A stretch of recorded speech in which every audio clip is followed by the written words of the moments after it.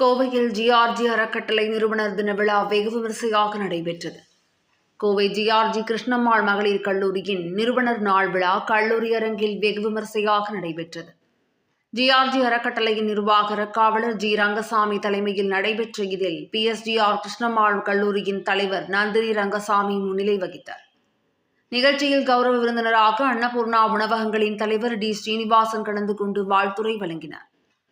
இதனைத் தொடர்ந்து விழாவில் முக்கிய நிகழ்வாக சந்திரகாந்தி அம்மையார் நினைவு வாழ்நாள் சாதனையாளர் விருது சக்தி மசாலா நிறுவனங்களின் தலைவர் சாந்தி துரைசாமிக்கு வழங்கப்பட்டது.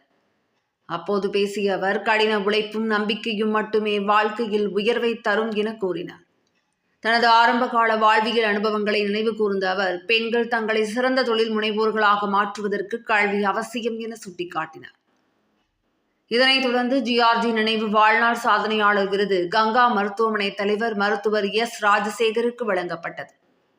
விருதை பெற்றுக்கொண்ட அவர் தமது வாழ்த்துறையில், தற்போது கல்வி பயிலும் மாணவிகள் நவீன தொழில்நுட்ப உலகில் ஏராளமான சவால்களை எதிர்கொள்ள வேண்டியிருப்பதாக கூறிய அவர், இதில் கல்வி பயின்று வாழ்வில் முன்னேற்றம் காண்பதை மட்டுமே தங்கள் லட்சியமாக கொள்ள வேண்டும் என தெரிவித்தார். உயர்ந்த எண்ணங்களும் அதற்கேற்ப உழைப்பும் அவசியம் என்பதை இன்றைய கால மாணவர்கள் உணர வேண்டும் என குறிப்பிட்டார். தொடர்ந்து நடைபெற்ற நிகழ்ச்சியில் சிஐஐ இன்ஸ்டிடியூட் ஆஃப் லாஜிஸ்டிக் உடன் இணைந்து கிருஷ்ணம்மாள் கல்லூரியில் GRG centre of excellence logistic மற்றும் சப்ளை செயின் மேலாண்மை கல்வி துவக்க விழா நடைபெற்றது. இதனை வாழ்வோ இந்திய குழுமங்களின் நிர்வாக இயக்குநர் மற்றும் தலைவர் கமல் பாலி துவக்கி வைத்தார்.